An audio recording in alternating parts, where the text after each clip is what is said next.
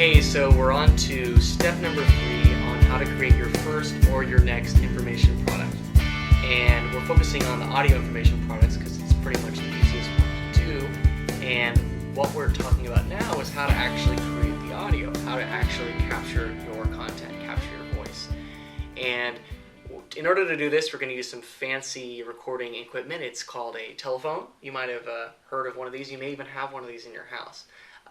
So I use a Panasonic. I'm not going to get all technical on you. What you have will work just fine for your first product. What I do recommend, though, is if you're going to be hosting a lot of teleseminars or doing a lot of recording, is you get a headset. I use a Plantronics headset. It's nothing fancy. It's nothing very expensive.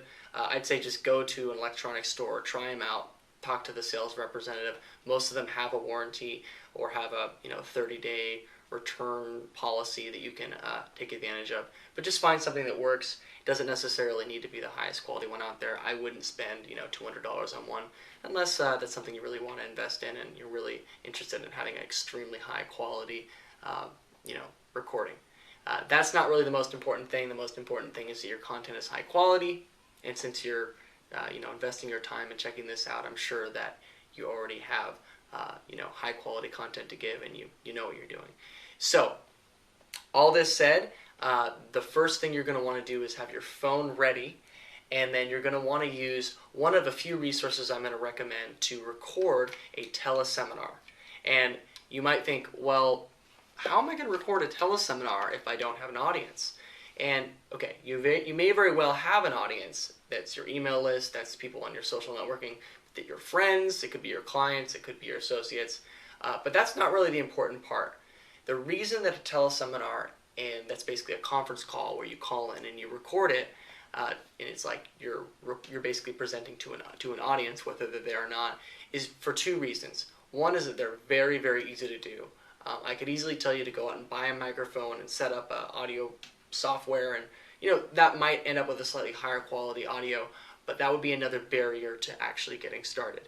So I'm not going to recommend doing that unless you already have that stuff. And even if you do, honestly, like, I'm a recording guy, and I still use teleseminars for most of my content delivery and my products and marketing stuff. It's just so much easier, and then it gives you the ability to do something once you're presenting for people and repurpose that into many different things.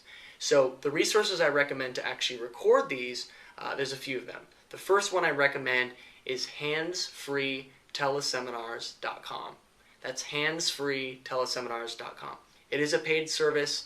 They do offer actually a free trial. It's pretty generous, so you could always use it, try it out, and if you don't feel like you need it in the long run, you can cancel your account. The reason I like this service is because not only does it allow you to record information products, teleseminars, and things like that, it actually gives you a lot of cool marketing tools. It's got a very high quality bridge line, so you don't need to worry about it too much. And then, there is a webcast feature, so people that are not able to get on to the phone with you can actually, say they're in a completely different country, or they don't want to, use their phone because it's long distance charges. That works. The recording feature is also really good. It records it automatically. It kind of does a double recording feature, so I highly recommend it.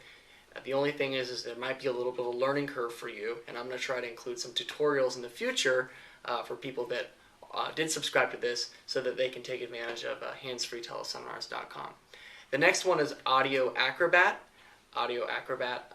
Many people use this. They offer a lot of features. I'm not going to go into all of what they offer, but it's highly valuable. I think it's like $15 or $20 per month, and that way you can just call directly into their line and you can record your information products. So that one's also very cool. You can also record teleseminars if you do have an audience with that service. It's a little bit more complicated when you actually dial in, because you have to patch the line in, so it's kind of like three-way calling, and sometimes the codes can be cumbersome. So that's the only thing I don't really like about that service. But overall, the recording quality is pretty good.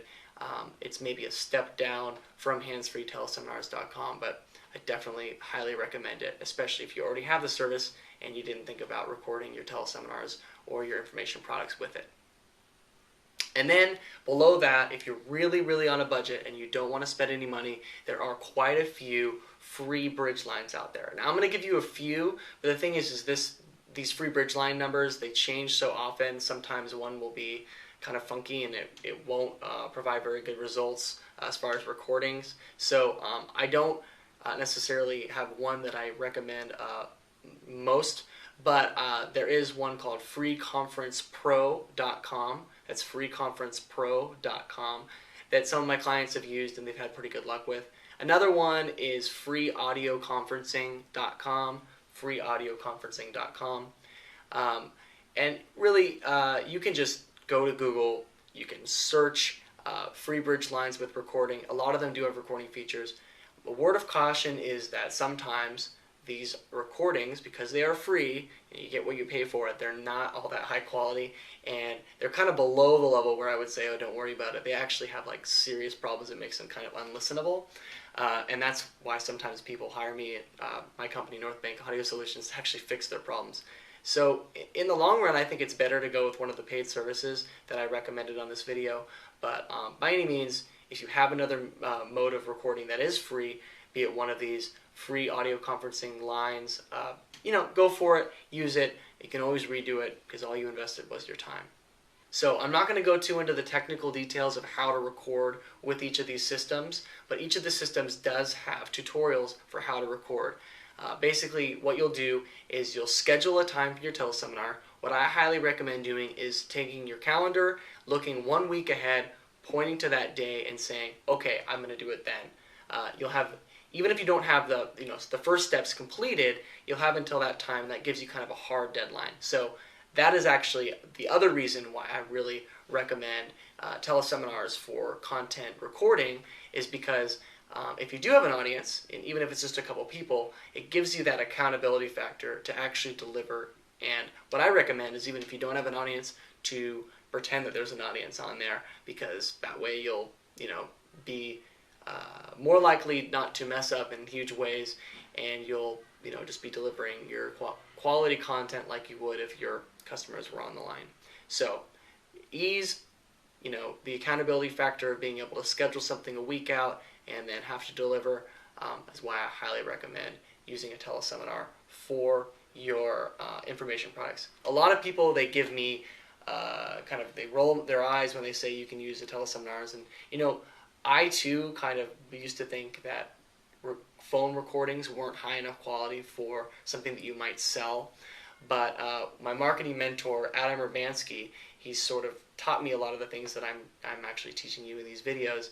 And he showed me, the truth is that it doesn't matter what your recording sounds like to an extent. It doesn't need to be laser quality. It doesn't need to be CD quality, even if it is on a CD. People care about the content and what it can do for them and what they can, do in response to what they've learned. So as long as you're not giving them something that's going to shred their ears, that they can hear, that's not super noisy, and all these services that I recommend will do that for you, you don't need to worry about it. So focus on creating something first. You can perfect it later. So we'll go on to the next step for how to actually get your product off the ground and working for you in the next video.